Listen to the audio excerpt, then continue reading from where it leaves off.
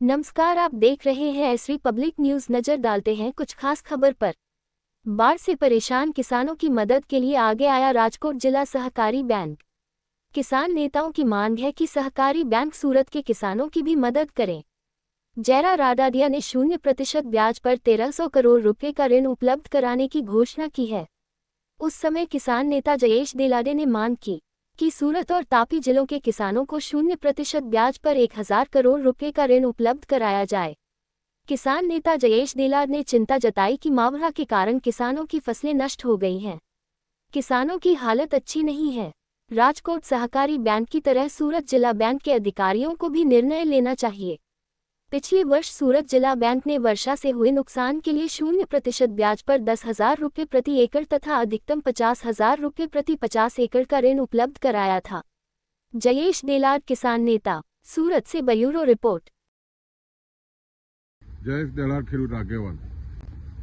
સમગ્ર ગુજરાતમાં આ વર્ષે જ્યારે માવઠાના કહેરને કારણે સમગ્ર ગુજરાતનો ખેડૂત પરેશાન છે, એવા સમયે રાજ્યની સરકારે ખૂબ જ મોટું ઐતિહાસિક પેકેજ 10,000 કરોડનું માવઠાની અસરને કારણે ખેડૂતોને આપ્યું છે।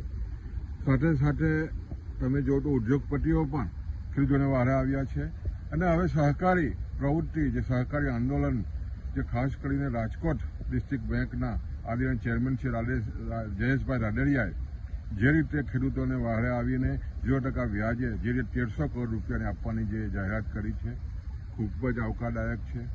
ખાસ કરીને અમારી સુરત ડિસ્ટ્રિક્ટ બેંક, જે સુરત તાપી સાથે લગભગ 2.5 લાખ જેટલા ખેડૂતો જોડાયેલા છે અને આ માવઠાને કારણે સુરત તાપીના ખેડૂતોને ખૂબ જ મોટું નુકસાન એના પાકોને થયું છે અને જ્યારે નુકસાન થાય છે ત્યારે આ બેંક વ્યારે આવે છે।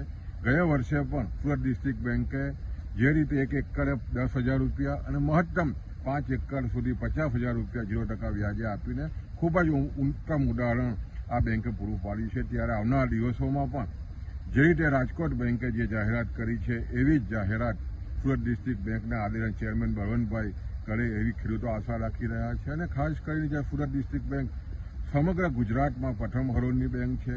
10,000 કરોડથી પણ વધારે જ્યારે ફિક્સ ડિપોઝિટ ખૂબ જ સુપર વહીવટ ચાલી રહ્યો છે, ત્યારે આવા સમયે ખેડૂતો જ્યારે મુશ્કેલીમાં છે ત્યારે ખેડૂતોને મદદ આવે એવી અમારી ખાસ ખેડૂતો વિનંતી છે।